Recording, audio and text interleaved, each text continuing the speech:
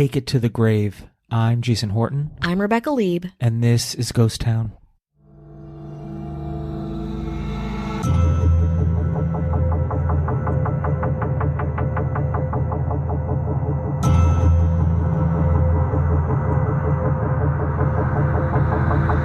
This week we're staying in Scotland, not for false identities, but for some ghosts, both horrible and kind of adorable, at what some call the world's most haunted cemetery, Greyfriars Kirkyard. In Edinburgh, Scotland, perched on a hill overlooking the new town, by new, I mean it was built in the 1700s, is Greyfriars Kirkyard. Greyfriars Kirkyard is a beautiful cemetery that is older than Edinburgh itself, dating back to 1562.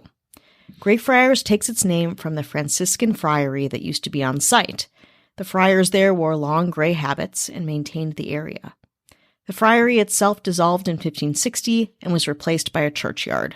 Greyfriars Kirkyard remained an active cemetery until around 1600, when it was full up on bodies and ghosts. While Greyfriars Kirkyard is still a beautiful place to mourn, walk around, and stay in touch with Edinburgh's historical roots, it also became a fertile ground for stories of ghosts. The most aggressive ghost is the Mackenzie poltergeist, one of the most active and scary paranormal figures in the area, rooted in the cemetery's Black Mausoleum. The poltergeist is said to be that of George Mackenzie, known during his lifetime as a ruthless persecutor of the Scottish Covenanters, a Presbyterian movement in the 17th century.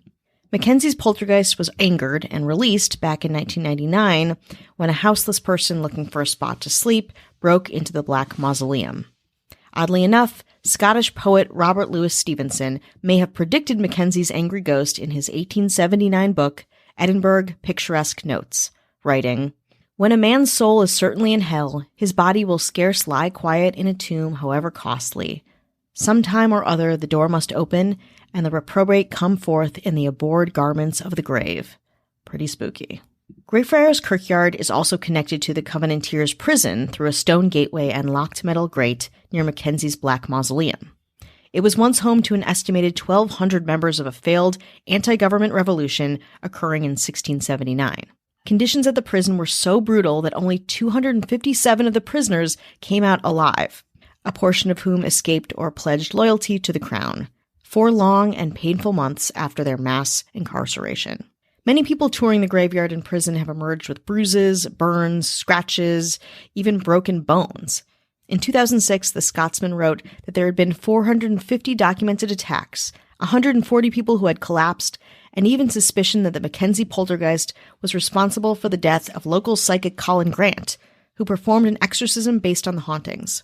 On January 26th, 2 months after the exorcism, Grant expressed fears that his work would kill him, and days later, he died from a heart attack during a seance at his clairvoyant shop. On that note, let's take a break.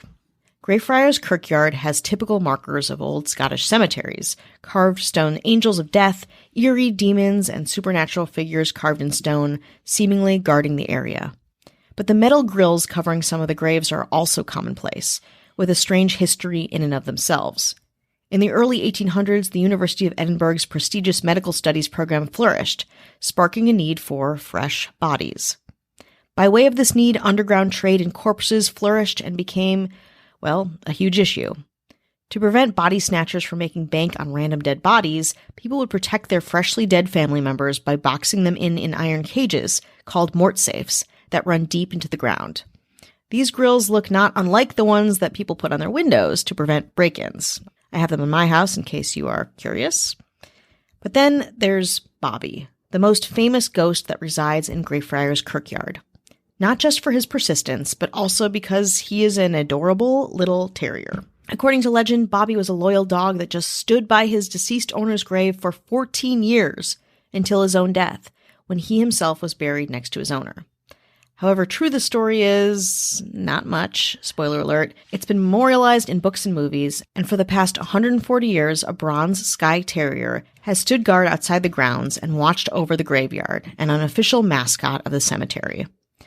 I hate to burst anyone's bubble, but more recently, historians say that while Bobby was probably a real terrier that actually existed and hung out at the graveyard, his extended mourning was probably a marketing ploy made up by the cemetery and a nearby restaurant to encourage I guess what they call graveyard tourism. Bobby wasn't sad about his owner, but as a dog, he was happy he was being given attention and food. Hey, I've done a lot more for much less. I know J.K. Rowling is a problematic figure, but the cemetery is also just steps from the Elephant House Cafe, the place where J.K. Rowling wrote Harry Potter.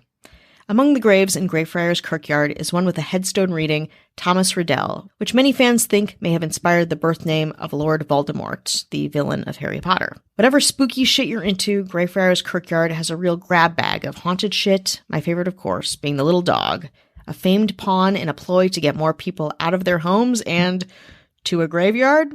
Sure, I love it.